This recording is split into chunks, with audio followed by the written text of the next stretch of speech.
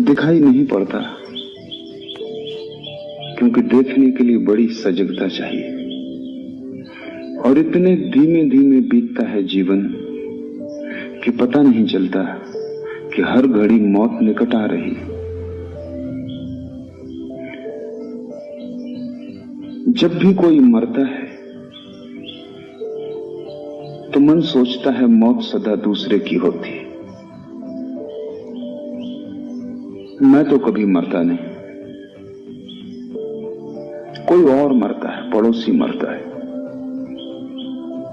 लेकिन हर मौत तुम्हारी मौत की खबर लाती। जो पड़ोसी को हुआ वही तुम्हें भी हो जाने वाला है। आखिरी क्षण तक भी होश नहीं आता, गफलत में, बेहोशी में।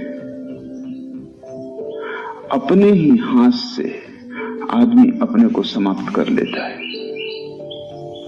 और जो भी तुम कर रहे हो उसका कोई भी आत्यंतिक मूल्य नहीं है। कितना ही धन कमाओ, कितनी ही पद प्रतिष्ठा मिले, मौत सभी कुछ साफ कर देती, मौत सब मिटा देती। तुम्हारे बनाए सब घर ताश के पत्तों के घर सिद्ध होते हैं, और तुम्हारे द्वारा तैराई गई सभी नावें कागज की नावें सिद्ध होती, सब डूब जाता है। जिसे ये होश आना शुरू हो गया कि मौत है, उसी के जीवन में धर्म की किरण उतरती।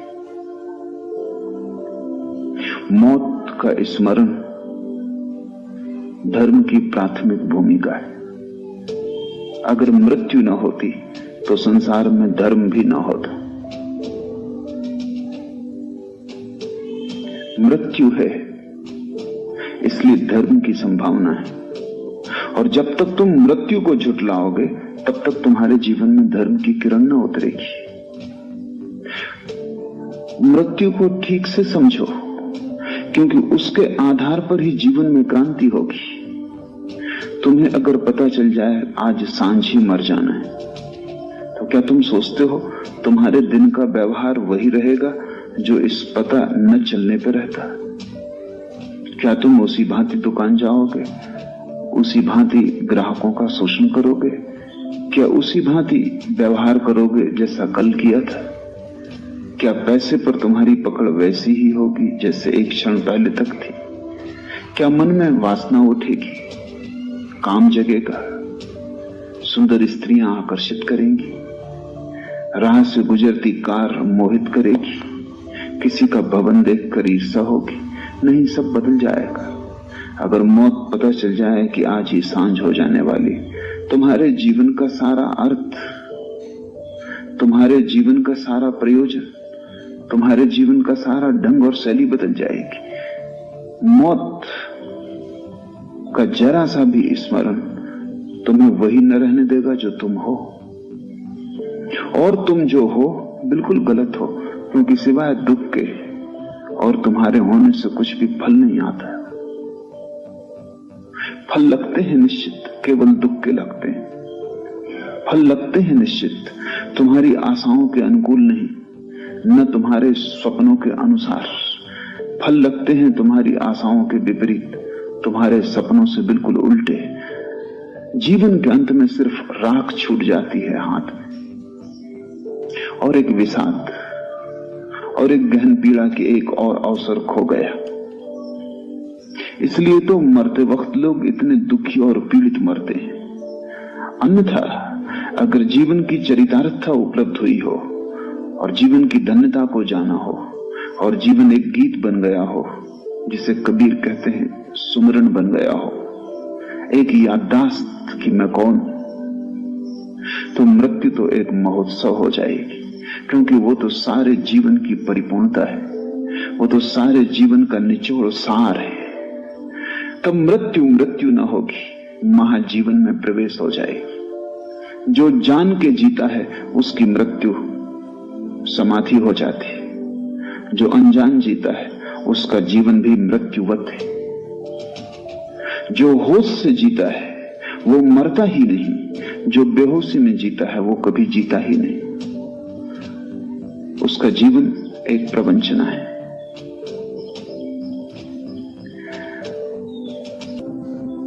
और उनके पीछे ही तुम चल रहे हो। कबीर कहते हैं, पीछे लागा जाई था लोक वेद के साथ, लोगों के पीछे चला जा रहा था। जहां लोग जा रहे थे वहीं मैं चला जा रहा था, उनका अनुसरण कर रहा था।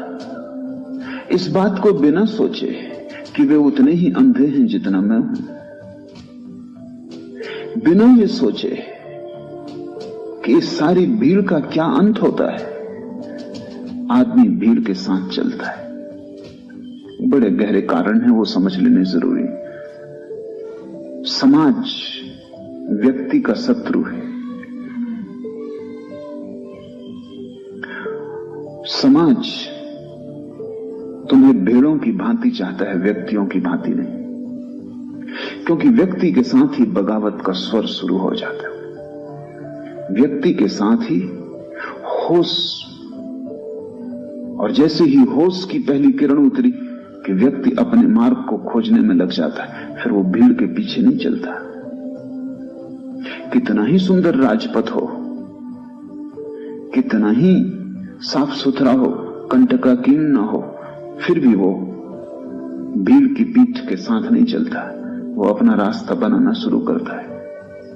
होश जैसे ही आया कि तुम समाज से टूट जाते हो, तुम पहली दफा स्वयं होते हो, और स्वयं होने में बगावत है, विद्रोह है, क्रांति। इसलिए कोई समाज बर्दाश्त नहीं करता व्यक्ति को।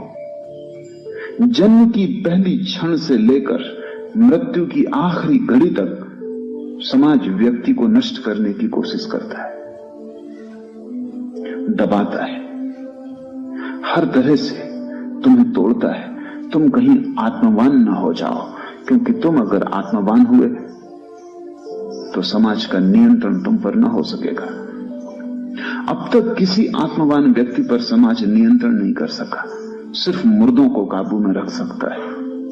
जिंदा व्यक्ति एक आग है, उसे हाथ में बांध के रखना आसान नहीं, उसके ऊपर कोई बंधन नहीं हो सकते। तुम जिंदा व्यक्ति को कारागृह में डाल सकते हो, लेकिन कैदी नहीं बना सकते। तुम जंजीरें पहना सकते हो, लेकिन तुम उसकी स्वतंत्रता नहीं छीन सकते। उसकी स्वतंत्रता आंतरिक है, वो उसकी स्वतंत्रता है। इसलिए सभी समाज बिना किसी अपवाद के, चाहे वे पूंजीवादी हों, चाहे समाजवादी हों, चाहे साम्यवादी हों, सभी समाज व्यक्ति के दुश्मन हैं। और समाज में होने वाली कोई भी क्रांति वास्तविक क्रांति नहीं है, धोखा है। चाहे फ्रांस में हो, चाहे रूस में, चाहे चीन में, सभी क्रांतियां धोखे हैं। क्योंकि क्रांति कुछ भी करती नहीं, समाज के एक ढांचे को दूसरे ढांचे से बदल देती है। एक गुलामी की जगह दूसरी गुलामी आ जाती है, और स्वभावतः दूसरी गुलामी पहली गुलामी से अक्सर ज्यादा ताकतवर सिद्ध होती, क्योंकि नई होती। पुरानी गुलामी जरा जीर्ण हो गई होती, उसमें से छेद होते हैं निकलने के बाहर, उसकी दीवारें गिर गई होती हैं, उसके द्वार दरवाजे कमजोर हो गए होते हैं, उसके पहरेदार शिथिल हो गए होते हैं। कारागृह का मालिक आश्वस्त हो गया होता है कि सब ठीक चल रहा है, सो जाता है। नई गुलामी पुरानी गुलामी से हमेशा ज्यादा मजबूत होती, क्योंकि कारागृह नए बनते हैं, द्वार दरवाजे मजबूत बनते हैं। और नए समाज की व्यवस्था जानती है कि जिस तरह हमने पुरानी व्यवस्था को तोड़ दिया, कोई दूसरी बगावत इस व्यवस्था को न तोड़ दे। इसलिए नई व्यवस्था पुरानी से ज्यादा कुशल होती। जार के जमाने में रूस में जितनी आजादी थी, उतनी स्टालिन के जमाने में न रही। और चांगकाई शेक के साथ चीन में जितनी स्वतंत्रता थी, उतनी माओ के साथ न रही। गर्दन और कस जाती, क्योंकि क्रांति असली क्रांति से बचाव करने की व्यवस्था है। असली क्रांति सिर्फ एक है कि व्यक्ति समाज से मुक्त हो जाए। मुक्त होने का यह अर्थ नहीं है कि समाज में नियम है कि रास्ते पर बीच में मत चलो तो वो बीच में चलने लगे। वो तो मूढ़ता होगी, मुक्ति ना होगी। मुक्त हो जाने का अर्थ स्वच्छंदता नहीं है, क्योंकि जो स्वच्छंद होगा वो समझा ही नहीं। स्वच्छंदता तो गुलामी की ही उल्टी तस्वीर है। स्वतंत्रता न तो स्वच्छंदता है और न गुलामी, वो दोनों के मध्य में एक परम जागरण है। वैसा व्यक्ति समाज का दुश्मन नहीं होता, पर वैसा व्यक्ति समाज की छाया भी नहीं होता। जहां तक समाज की गौण व्यवस्था का संबंध है वो हमेशा राजी होता है, क्योंकि उसका कोई मूल्य नहीं है। रास्ते पर नियम है भारत में कि बाएं चलो, अमेरिका में कि दाएं चलो, क्या फर्क पड़ता है? चाहे दाएं चलो चाहे बाएं चलो, एक बात तय है कि सभी लोग एक ही तरफ चले ताकि रास्ते पर सुविधा रहे। बाएं चलने से भी काम चल जाता है, दाएं चलने से भी काम चल जाता है, लेकिन सभी लोग बाएं दाएं इकट्ठा चलने लगे तो काम ना चलेगा, तो अड़चन होगी। ये गौण नियम है, ये कोई शाश्वत नियम नहीं है, और न इनमें कोई नीति है, और न कोई इनमें परमात्मा का हाथ है, हस्ताक्षर है। समाज की सुविधा है, बाधा नहीं डालता, सहयोगी होता है, लेकिन समाज की सुविधा के लिए अपनी आत्मा को खोने को राजी नहीं होता। जहां तक बाएं दाएं चलने का सवाल है, बिल्कुल राजी होता है, लेकिन जहां समाज आग्रह करता है कि तुम अपनी आत्मा ही खो दो, वहां वो उस आग्रह को ठुकरा देता है। लेकिन समाज को उससे कोई बाधा भी नहीं आती, क्योंकि आत्मा कोई रास्ते का ट्रैफिक नहीं है। वहां तुम बिल्कुल अकेले हो, वहां दूसरा है ही नहीं, इसलिए वहां समाज के नियमन की कोई भी जरूरत नहीं। लेकिन समाज को खतरा है। खतरा यह है कि आत्मवान व्यक्ति दबाया नहीं जा सकता, आत्मवान व्यक्ति झुकाया नहीं जा सकता, और आत्मवान व्यक्ति संक्रामक होता है, जो और भी बड़ा खतरा है। क्योंकि जैसे ही कोई व्यक्ति आत्मवान होता है, उसके आसपास हवा फैलने लगती है आत्मवत्ता की, भगवत्ता की। दूसरे लोग भी आत्मवान होने लगते हैं, और अगर बहुत लोग रास्ते को छोड़कर अपने रास्ते और पगडंडियां खोजने लगे, तो वो जो राजपथ का बल है वो टूट जाता है, समाज निर्बल हो जाता है। क्योंकि आत्मवान व्यक्ति मौलिक रूप से अराजक होता है, स्वच्छंद नहीं, लेकिन वो कोई शासन पसंद नहीं करता। इसलिए तो कबीर कहते हैं कि जब अब मैं हरि ही हो गया तो किसके सामने सिर झुकाना। आत्मवान व्यक्ति एक दिन पाता है कि वो स्वयं परमात्मा है। अब कैसे सिर झुकाना, कहां झुकाना, क्यों झुकाना? इसलिए नहीं कि वो कोई अहंकारी है, नहीं। आत्मवान तो होता ही तब है जब अहंकार खो जाता है। नहीं, लेकिन अब कुछ बचा ही नहीं जहां सिर झुकाना। सिर झुकाने वाला भी नहीं बचा, सिर भी नहीं बचा, सब खो ही गया है। तो न तो राज्य पसंद करता है आत्मवान व्यक्ति को, न तुम्हारे तथाकथित धर्म पसंद करते हैं आत्मवान व्यक्ति को, क्योंकि मंदिर मस्जिद वो छोड़ देगा। कहां सिर पटकना? आदमी की बनाई हुई मूर्तियों के सामने सिर पटकने से होगा भी क्या? वो गुलामी के जाल है जो समाज ने सब तरफ फैला रखे। कारागृह भी उसी का कारागृह है, और जिसे तुम मंदिर कहते हो वो भी उसी का कारागृह है। जिसको तुम पुलिस का आदमी कहते हो वो भी समाज का नौकर है, और जिसको तुम पुजारी पुरोहित कहते हो वो भी समाज का उतना ही नौकर। वो दोनों ही पुलिस वाले। एक तुम्हारे शरीर के ऊपर नियंत्रण रखता है, दूसरा तुम्हारी आत्मा पर नियंत्रण रखता है। तुम छूट न जाओ। और जैसा मैंने कहा, जन्म के पहले क्षण से समाज का हस्तक्षेप शुरू हो जाता है तुम्हें मारने का। बच्चा पैदा नहीं हुआ कि समाज मौजूद है। जैसे ही बच्चा पैदा होता है, नवीनतम खोजें कहती हैं विज्ञान की कि जैसे ही बच्चा पैदा होता है, सारी दुनिया में दाइयां, डॉक्टर, नर्सेस बच्चे की नाल को तत्क्षण काट देते हैं। और नवीनतम विज्ञान की शोधें कहती हैं कि बच्चे की नाल को तत्क्षण काटना सदा के लिए उसे कमजोर बना देना है, सदा के लिए। वो कभी बलवान न हो सकेगा, और सदा उसकी ऊर्जा क्षीण प्रवाह की होगी। उसके पीछे कारण है। मां के पेट में बच्चा श्वास खुद नहीं लेता, नाभि से जुड़े नाल से मां ही उसके लिए श्वास लेती है। मां की श्वास पर ही बच्चा जीता है। बच्चे का हृदय धड़कता है, लेकिन बच्चा स्वयं श्वास नहीं लेता। श्वास ऑक्सीजन, वायु, प्राण नाभि से भीतर जाते हैं। वो बच्चे की व्यवस्था है मां के पेट में कि वो मां का एक अंग है, मां का अंग होकर जीता है। जैसे ही बच्चा मां के पेट के बाहर आया, एकदम से श्वास नहीं ले सकता, क्योंकि नए यंत्र को चलने में थोड़ा वक्त लगेगा। भीतर एक बड़ी रूपांतरण घटेगा। अभी तक नाभि से सांस ली थी, अब नाक से सांस लेगा। एक नई व्यवस्था शुरू होगी। इसमें कोई 5 मिनट 7 मिनट लगते हैं, लेकिन हम बच्चे की नाल तत्क्षण काट देते हैं, जबकि बच्चा मां से अभी नाल के द्वारा सांस ले ही रहा था। 5-7 मिनट में रूपांतरण हो जाएगा, बच्चा सांस लेने लगेगा, उसका हृदय फड़कने लगेगा। तब तुम नाल को काटना, क्योंकि अब बच्चा स्वयं अपनी ऊर्जा को पाने लगा। ज्यादा देर नहीं लगती, 5-7 मिनट का ही मामला है, लेकिन धैर्य नहीं है समाज को।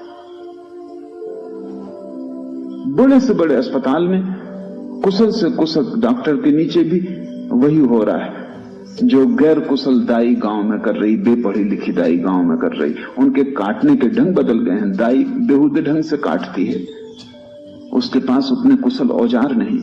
डॉक्टर बड़ी कुशलता से काटता है, उसके पास सुविधा संपन्नता है, सारे कुशल औजार हैं, लेकिन दोनों एक ही काम कर रहे हैं। जैसे ही तुम नाल काट देते हो, सारे बच्चे का जीवन तंत्र कपकपा जाता है, हड़बड़ा जाता है, और इसलिए बच्चा रो उठता है, चीखता है, क्योंकि एक नई सांस की व्यवस्था उसको लेनी पड़ती। घबराहट से सांस लेता है, और पहली सांस जिसने घबराहट से, भय से, कंपन से ली हो, उसके जीवन भर भय और कंपन प्रविष्ट हो जाएगा, क्योंकि श्वास जीवन है। भय पहली ही श्वास से जुड़ गया। अब पूरे जीवन ये भयभीत आदमी होगा। 5 मिनट रुका जा सकता है। 5 मिनट के बाद अपने आप नाभि से जुड़ा हुआ नाल और उसका कंपन बंद हो जाता है। 5 मिनट तक कंपन जारी रहता है, क्योंकि धड़कन जारी रहती, श्वास जारी रहती। 5 मिनट में नाल अपने आप बंद हो जाती है, प्रकृति के द्वारा ही उसका कंपन बंद हो जाता है, उसकी गर्मी और ऊर्जा खो जाती है। यंत्र बदल गया।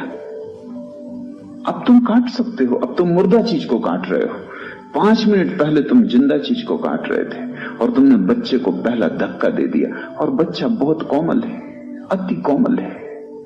9 महीने मां के पेट में उसने कोई कष्ट नहीं जाना, कोई पीड़ा नहीं जानी, किसी तरह का दुख नहीं जाना। एकदम स्वर्ग से, अदन के बगीचे से बाहर आ रहा है, और तुमने उसे पहला धक्का दे दिया। मनोवैज्ञानिक कहते हैं ये जो धक्का है, ये सारी दुनिया को कमजोर बनाए हुए है। डॉक्टर को जल्दी है, शायद वो कहेगा कि 25 और बच्चे होने वाले। हड़बड़ाहट है, बेचैनी, उसका खुद मन तना हुआ है, और उसे पता नहीं वो क्या कर रहा है। अब तो ये अचेतन का हिस्सा हो गया कि बच्चा पैदा हुआ, नाल काट दी।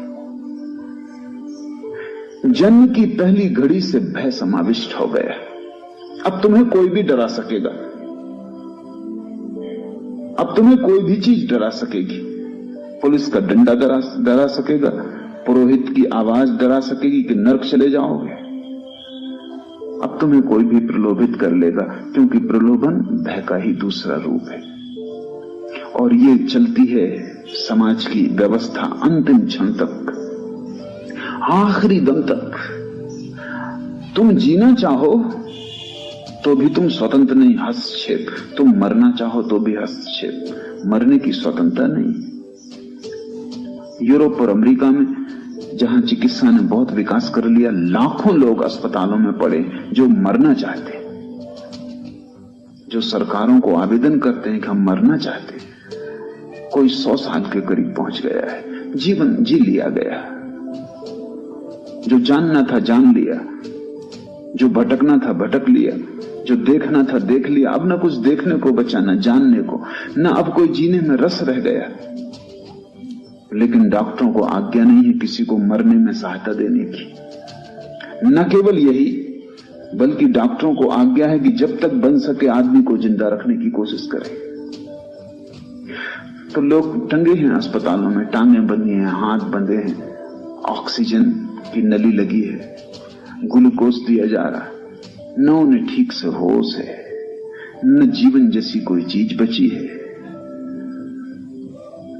वो मरना चाहते हैं क्योंकि ये पीड़ा है अब, लेकिन मरने की किसी दुनिया के कानून में आज्ञा नहीं है। मरने की भी तुम्हें आजादी नहीं है। तो पश्चिम में एक नया आंदोलन चल रहा है, आत्म मरण की स्वतंत्रता का आंदोलन। अथनासिया उसको वो कहते हैं कि जो लोग मरना चाहते हैं दुनिया में कोई उन्हें रोक नहीं किया, किसी को हक नहीं, होना भी नहीं चाहिए। जिंदगी मेरी है, मैं मरना चाहता हूं, मरने की आज्ञा नहीं है। अगर अपने को मारने की कोशिश में पकड़े गए तो सरकार तुम्हें मार डालेगी, मगर तुम्हें आजादी नहीं। ये बहुत मजे की बात है। अगर मैं चला जाऊं और पहाड़ से गिर के मरने की कोशिश कर रहा हूं और पकड़ लिया जाऊं तो सरकार मुझे फांसी देगी, क्योंकि मैंने गलत काम करने की कोशिश की। मैं भी यही काम कर रहा था, लेकिन उसमें स्वतंत्रता निहित थी। वो आज्ञा तुम्हें नहीं है। वो सरकार करे तो ठीक है, तुम करो तो नहीं। क्योंकि अगर मरने की तुम्हें आजादी हो जाए तो तुम जल्दी ही जीने की आजादी भी मांगोगे।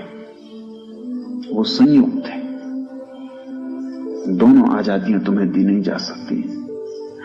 पैदा हुआ बच्चा की समाज की पूरी चेष्टा है कि वो समाज का अनुकरण करे, अनुसरण करे, पीछे चले, हमेशा आगे देख ले कि कोई पीठ है या नहीं। अगर कोई पीठ ना हो तो ठिठक के खड़ा हो जाए, खतरा है, गलत रास्ते पे जा रहा हूं। जब तक आगे पीठ दिखाई पड़ती रहे तभी तक रास्ता ठीक है। ये कबीर के वचन बड़े अनूठे हैं। कबीर कहते हैं, पीछे लागा जाई था लोक वेद के साथ। समाज यानी लोक और वेद यानी शास्त्र, दो के पीछे चला जा रहा था। पीठ भर दिखाई पड़ रही थी, पीछे से धक्के थे, आगे पीठ थी। एक भीड़ चली जा रही, बड़ी भीड़ है, कोई 4 अरब आदमी जमीन पर, भारी भयंकर प्रवाह चल रहा है। तुम्हारी छोटी सी लहर की किसको चिंता है? भयंकर तूफान है, बड़ी लहरें उठ रही हैं और भागी जा रही, तुम भी पीछे लगे चले जा रहे हो।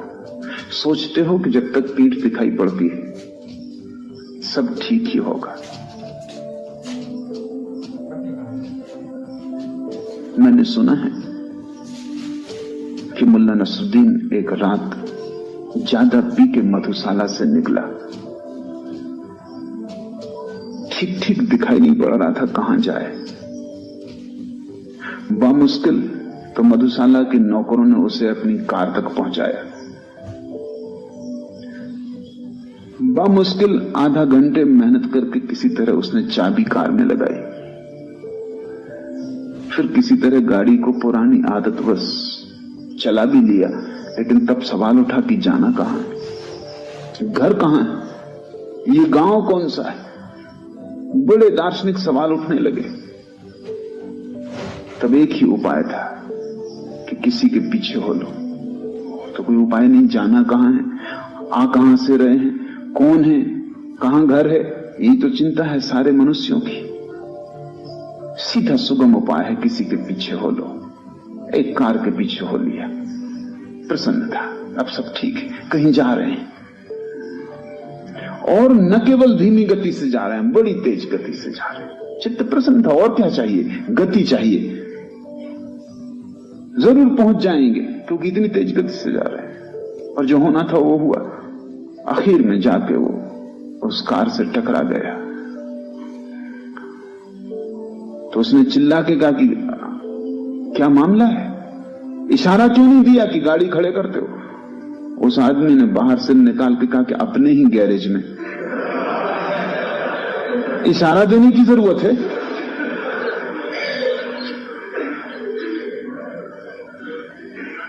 पीछे लगा जाई था लोक वेद के साथ। वही गति तुम्हारी है, किसी के पीछे लगे जा रहे हो। पीछे इसलिए नहीं लगे हो कि जो जिसके पीछे लगे हो वो जानता है, पीछे सिर्फ इसलिए लगे हो कि तुम नहीं जानते हो कि कहां जाना है। और जब तुम नहीं जानते हो तो तुम किसी के भी पीछे लगो कैसे पहुंच जाओगे।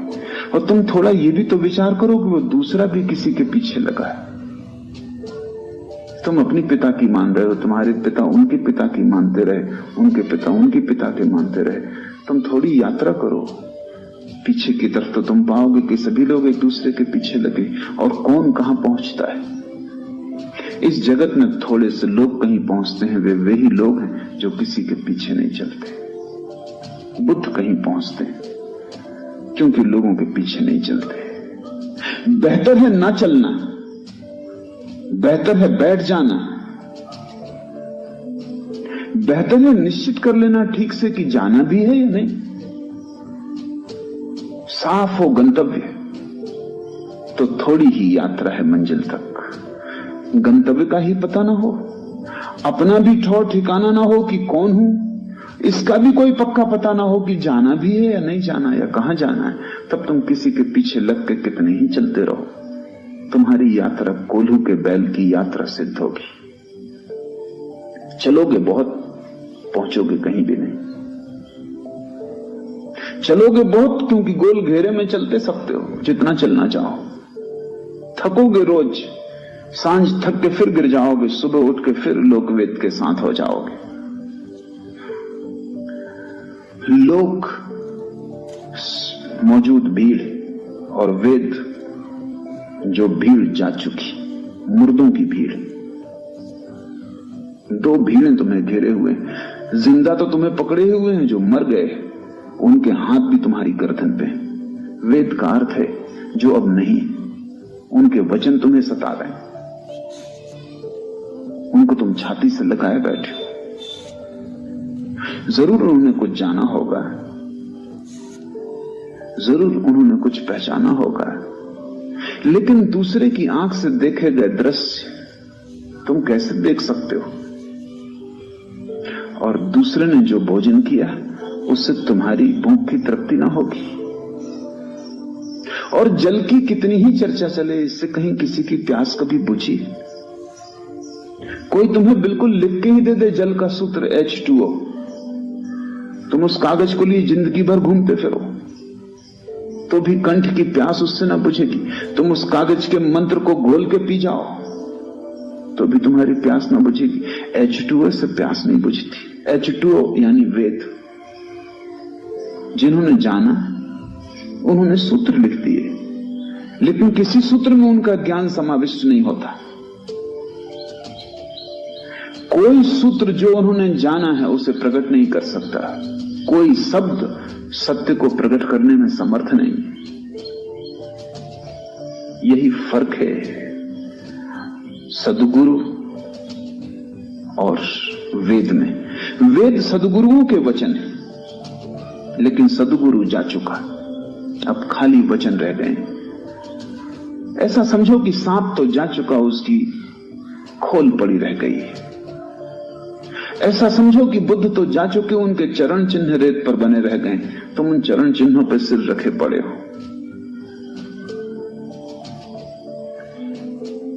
जीवित भीड़ से सावधान होना जरूरी है, जो अब नहीं रहे उनकी भीड़ से भी सावधान होना जरूरी है। वस्तुतः जो नहीं रहे उनकी पकड़ और भी गहरी है, क्योंकि वे तुम्हें दिखाई भी नहीं पड़ते। उनसे तुम बचना भी चाहो तो कहां जाओ, वो बाहर नहीं है, वो तुम्हारे भीतर। हिंदू पैदा होते से ही वेद की पूजा में लग जाता है, मुसलमान पैदा होती से कुरान को रटन में लग जाता है, जैन पैदा होते से महावीर को कंठस्थ कर लेता है। अब ये जो लकीरें छूट गई हैं जमीन पर,